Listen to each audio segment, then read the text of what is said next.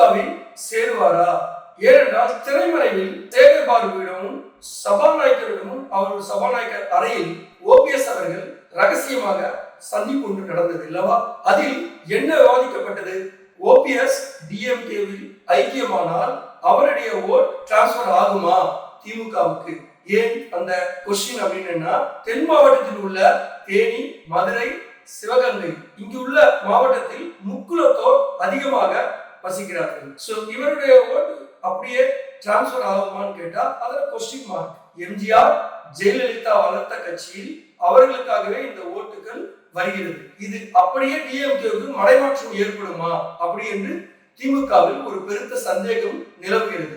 ஆதலால் இதை வைத்து ஓபிஎஸ் கட்சியில் சேர்த்தால் நல்லதா அல்லது ஓபிஎஸ் வெளியிலிருந்து திமுகவுக்கு ஆதரவு அளித்தால் நல்லதா என்பது விதமாக சர்வே எடுக்கப்பட்டு வருகிறது.